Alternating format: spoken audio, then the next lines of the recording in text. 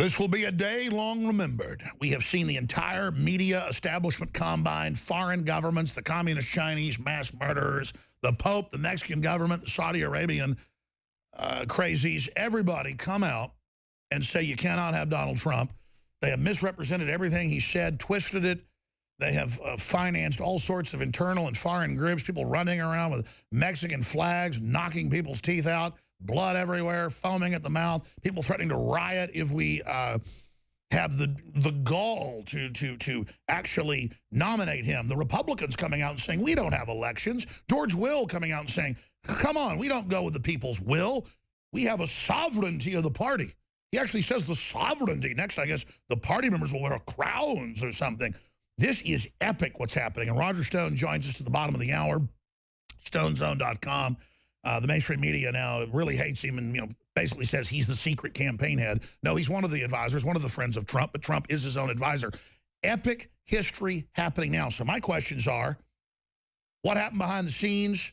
Kasich supposedly about to drop out. Where does this go? What's the real numbers on Hillary? Will they still try to steal it in Cleveland? Do they have tricks up their sleeves? Does a bear live in the woods?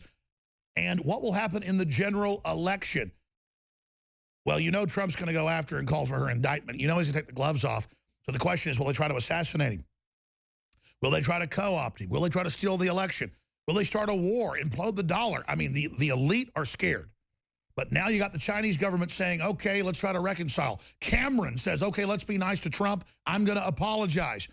The Republican Party says, maybe we should go ahead and go with Trump. This is an epic historical moment. And the question is, he's known him 40 years. My first question, I hope this isn't the art of the deal, though, where Trump's just bringing them to heel, crushing the establishment, riding a wave of populism, and then he makes a deal with them, I guess, to make him emperor or something. Who knows? But the word is he's a patriot and does want to make America great again. I think we've heard that before. So Roger Stone, I tell you, this is an epic moment. Thank you for joining us. Great to be here, Alex. It just shows you how quickly politics can change.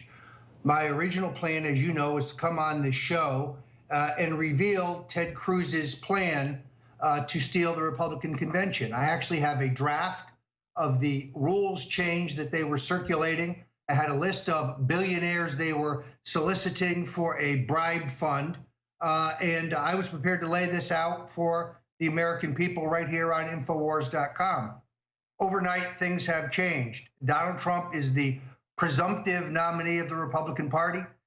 It is, for me, a great day because it's the culmination of a quest that I began in 1988 when I realized that Trump had the size and the stature and the toughness to be president, and that he wasn't beholden to the two-party duopoly and the political establishment that's run this country into the gutter. The Bush, Clinton, Bush, Obama policies, which are identical, that have brought us to the brink of disaster. I don't think you have to have any concerns about Donald Trump. No one owns him. He is not a globalist. That foreign policy speech just days ago needs to be reread because that is the blueprint for Trumpism, a new, proud supporter of American sovereignty, someone who wants to restore both American economic policy and military strength, or I should say economic strength and military strength. That is the real Donald Trump. You don't have to worry about him betraying us. He knows exactly who opposes us: the Chinese government, the Mexican government, the Pope. The list goes on and on. A man is defined by his enemies. Now, I did an interview on BBC this morning. Alex, it was brutal, just brutal. The world establishment is apoplectic about the rise of Trump. But this is a force of nature. He is not going to be stopped. He is Hillary Clinton's worst nightmare. Let's talk about where you expect this to go. A, will they still try to steal it, or has that whole hoax of claiming there's no popular vote, the party can do whatever it wants, has that now imploded? I think it has imploded with the folding of John Kasich today, on top of the fact that Ted Cruz threw in the towel last night. Opposition now in the Republican Party, I think, evaporates. Alex, I have to pay some tribute to you because I think you played an important role in informing Liberty voters and those who were prepared to take on the world new order that Ted Cruz was not the real deal, that he was a Bush family retainer posing as a constitutionalist, but that Donald Trump is the only candidate not beholden to the special interests, not beholden to the political establishment, and a real nationalist. For the first time, we have an American nationalist. He's got the resoluteness, the toughness to take on Hillary. He's not going to have the kind of arrangement that Jeb had with him. You see, there was an arrangement. Jeb wouldn't bring up her worst sins. She wouldn't bring up Jeb's worst sins. Jeb would lose gracefully and then go on to make millions of dollars out of his association with the Clinton administration. Those kind of backroom deals are off. Donald Trump is very definitely the real deal. But I'll tell you my most immediate concern. A group called USA Priorities, or I think it's Priorities USA, announced that they will unleash a $20 million media blitz immediately after the California primary, June 7th. This is right out of the Clinton playbook. It's precisely what the Clintons did to Bob Dole, a former boss of mine, in 1996, where they go to a period in which the Republican candidate has no funding. They use their funding from George Soros and other criminals to define him. So this is our immediate goal. Now, Trump's opposition to super PACs is well known. There is a group out there that I need to alert you about. It's called Great America PAC. It's a scam, a fraud. If people get solicitations, they should know that this group claimed that they spent $1 million in Wisconsin to support Trump on television. They spent zero. Headed by Ed Rollins, a longtime critic of Donald Trump, and Jesse Benton, the guy who ran Rand Paul's campaign into the ditch. This is not in any way an authorized... Oh, wow. Jesse Benton's involved, running around acting like he's with Trump? Wow. I saw articles where they had the Trump lawyers telling that group to stop last week, and then basically Trump people saying, you're the only real group out there. That's not even a PAC. You're just promoting free speech. Well, look, there has to be some mechanism to fill this gap. I'm aware of the fact that Donald Trump is, I think, constitutionally and philosophically opposed to super PACs, but that's because of the corrosive influence of lobbyists and special interest money that floods those PACs.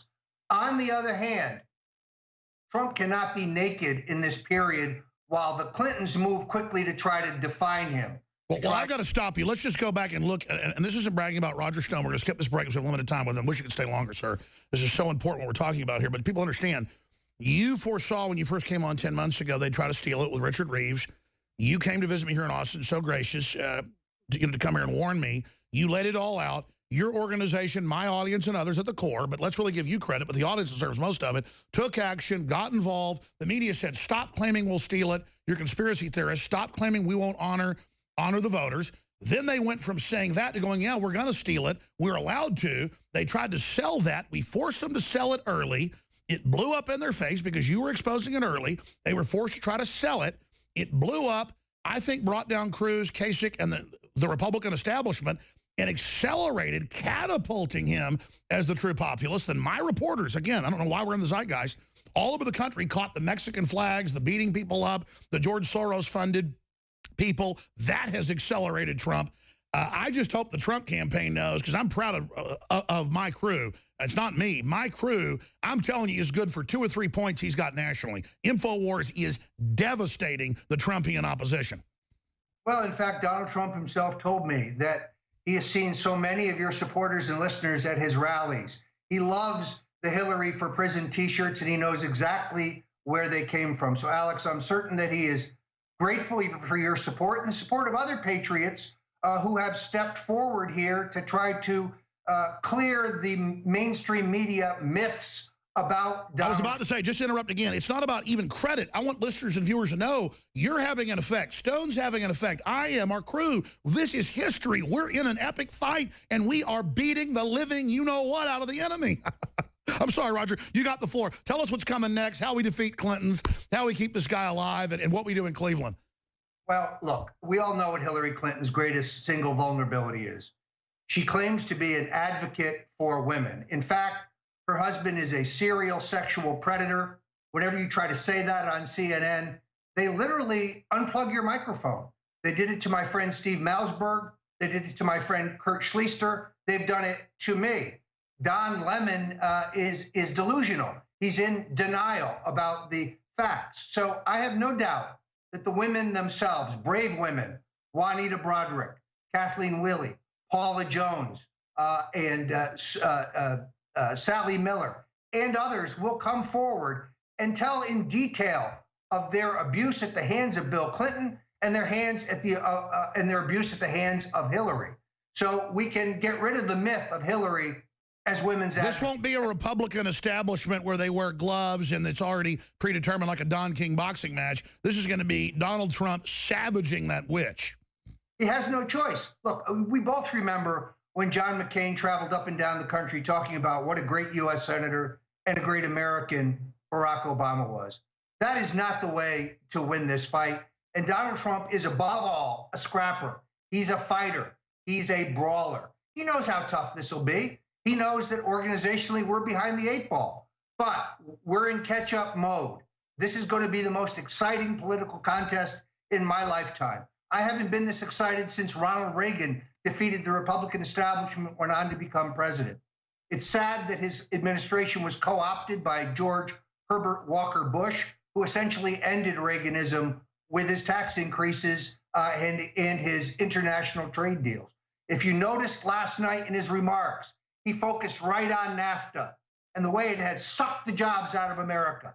He knows who the enemy is. He will give no quarter. Get ready for President Donald J. Trump. Well, I mean, I know Trump's very, very private, and you've been his buddy when he's divorced or his wingman. That's well known, one of his best friends out there. But I've talked to a lot of prominent people, even before Trump was running, and then when he was, people would say, what do you think of Trump?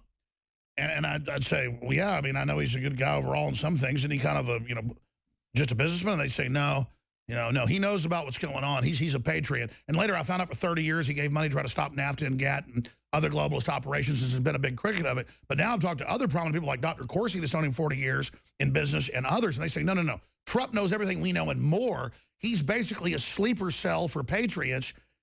He knows all about the New World Order, Federal Reserve, everything. And since then he's talked some about it. He just puts it in popular terms. Is that accurate? That that's why they're so scared of him, as they know he really is probably beyond Reagan? Yeah, he's got their number and they know it. You can't put anything over on Donald Trump. He's both tough and wise. And what they really, I think, fear is his combative nature. Let me address this question of the two Trumps, because there's only one Donald Trump. He's a guy who marches to his own drummer. He is a guy who is his own idea man, his own speechwriter. So unlike most of these politicians, Alex, he's not operating off of polls or focus groups or reading some speech written by a 25-year-old. He's his own man, and he has a vision for this country. It's a vision of American strength and American sovereignty. And this is why he scares the bejesus out of the political establishment. I'm looking forward for an epic battle. Yeah, we're playing catch-up ball, no question about it. But we'll get there. He will be fully competitive. Now, Hillary Clinton's going to have $1 billion. And the truth is, Donald Trump has been so busy fending off 16 rivals for the Republican nomination, he has not yet turned to the question of financing the general election. We've got a lot of work to do, and we are behind. But by the end of this convention, we will be battle ready. Incredible. I don't put it past him. You're the expert, still trying some hanky-panky in California or other areas, and then claiming, oh, we thought he was presumptive, but this happened. But, I mean, I kind of overall agree with you, though. It seems like the resolve of the Republican rhinos and others has totally collapsed. They are so discredited. And people are saying, oh, this hurts the Republican Party. The Democrats are saying that. No, he's brought more people in than Reagan did. And it seems like their upside-down bizarro world is being completely reversed right now. I expect to see surging numbers now for Trump. Well, first of all, I'd point out that he's already brought the deficit between he and Hillary Clinton down to single digits. And her unfavorable is 55, his is 65. That's a 10-point gap. Now, in all honesty, we can refire her unfavorable ratings just by taking out her record. I like a lot of the things that Bernie Sanders says, particularly on trade and war, but frankly, he hasn't gone at her greatest areas of vulnerability. Her abuse of women, her disastrous tenure as Secretary of State, and then, of course, the massive corruption of the Clinton Foundation, which isn't a charitable organization. It's a slush fund for grifters. It's a vehicle for facilitation of multi-million-dollar bribes. I've said it here before, and I'll say it again. Remember, Donald Trump was conned out of giving $100,000 to the Clinton Foundation. He thought he was helping children through a charitable foundation. He didn't know it was a fraud. This gives him standing to bring a federal lawsuit for fraud and open up their entire phony deal to the scrutiny of the American people. All right, Roger Stone, I want to, in the 6-7 minutes we have left, get into some of the other things they're up to. Media Matters, as you know, is openly run by the White House, and they said a bunch of articles yesterday. Fox host, Trump is pivoting into the Alex Jones presidency with his conspiracy theories. Well, I'm glad that, you know, you've got Ted Cruz. It's old news now, but it's an example. His dad attacking Trump, saying he's basically Satan incarnate. And so he just points to a Wayne Madsen report from Infowars.com. It was also in the Inquirer later, looking at some of the CIA possible backgrounds of his father. But then he acts like Trump mugged his father. He was just fighting back when he's being attacked. You know, if Cruz's father says Trump is the devil, then he can say, hey, it's being reported in the news. This guy's got CIA connections possibly. But that just shows how desperate they are. And I think Trump should get more, more, quote, conspiratorial, because we know there's corruption. We know there's stuff going on. I think he should get into Fast and Furious, more about how he'll call for the indictment of Hillary, more about how he'll go after these criminals. I think that's the key. Well, as you know, Alex, anytime someone goes out there and blurts out the truth, the response of the mainstream media is to try to discredit them with that title, conspiracy theorist. Even though I think it's somewhat extraneous, let's address this. I had an email last night from Judith Very Baker. She's a friend. She's also indisputably was Lee Harvey Oswald's girlfriend from 1961 to 1963. She knew Rafael Cruz well. She confirms that he was part of Lee Harvey Oswald's crew. Wow. So also, if one will simply do a computer analysis of the facial aspects in the photo, which, yes, appeared in the National Enquirer, but was released by the Warren Commission with a current photo of Rafael Cruz, it's a perfect match. By the way, we know the Bushes, it was later declassified, Herbert Walker was heavily involved quarterbacking the operations in New Orleans. Garrison and others looked at that. And so, of course, he comes out of the Bushes because he's always been there. This all points towards that. Kit Daniels wrote about it. And so that just shows, folks, when you mess with Trump, he takes the gloves off. Well, he's fearless, and that is the point. So some people say, well, why did he even raise this? You're exactly right, Alex. Rafael Cruz attacked him. Donald Trump, if you attack Trump, get ready to get smashed back in the teeth. That's the way he fights. He's a brawler. So this is not a guy who turns the other cheek. What was it that Ted Cruz called him yesterday? A kook, a philanderer, some glass house stuff there, if you ask me. Pathological liar. Pathological liar. Let me get this straight. The guy who claimed that his wife cashed in her retirement at Goldman Sachs to finance his Senate campaign, and it later turns out that none of that happened. In fact, they took $1 million secret sweetheart loan from Goldman Sachs. He's calling Trump a pathological liar. Absolutely. Let's stop right there. We got a few minutes left. Other key tidbits, Roger Stone, consummate Trump insider.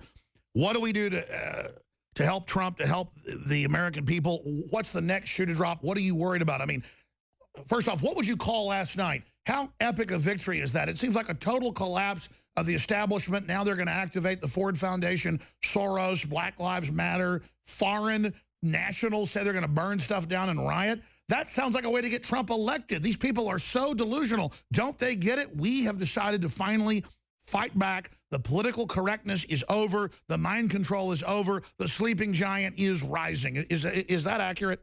I absolutely think so. So, look, I have no question that the Black Lives Matter folks and the Move On folks will be there in Cleveland. As you know, we were working together to form a massive outdoor march and rally to stop the steal. I'm going to be conferring with all the groups, Citizens for Trump, Bikers for Trump, Women for Trump, Dentists for Trump, this afternoon to figure out how we're going to move forward.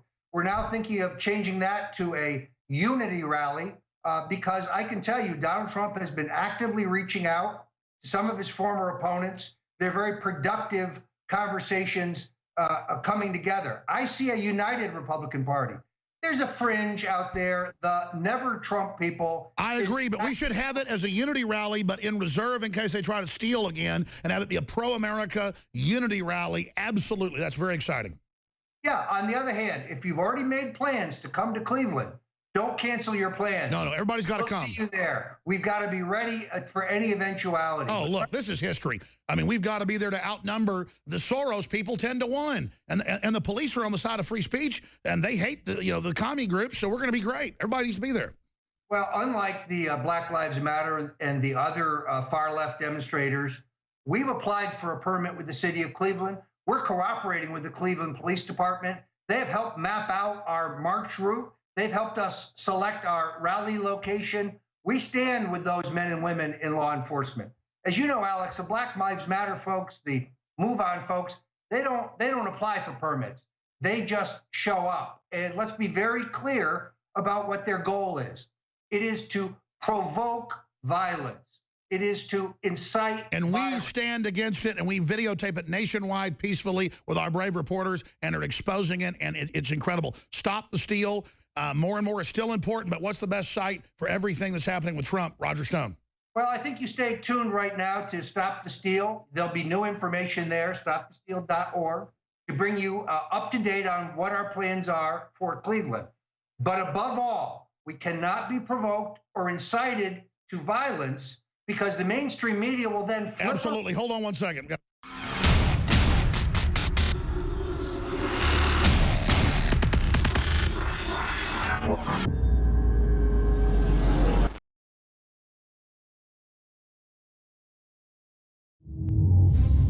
The reason I'm here today is to encourage the U.S. Congress to take action to protect our country from its most imminent threat. Electricity would cease, the internet would go down, and the banking system. The smokescreen of national security used by government at every level. A strong America is the only thing standing in the way. Country only needs a little chaos. We have a fog that has descended on our entire nation. Hello, Mr. President. Now is the time. The average American family only has 3 days of food. We need to talk face to face. This is important. Sir, what's the mission? Disarm the population and restore order. Do you have any weapons inside your home or on your person? You had to give the president power to arrest any American by simply accusing them of terrorism. The vanity of nationalism will quickly fade. These are but the birth pangs of a new world order. I'm just so afraid of the world that you're gonna have to grow up in. This is a time, man, woman, young or old, when folks run and hide, or they pull up their bootstraps and they fight. When you sell your soul, it's a one-time thing. There's no going back.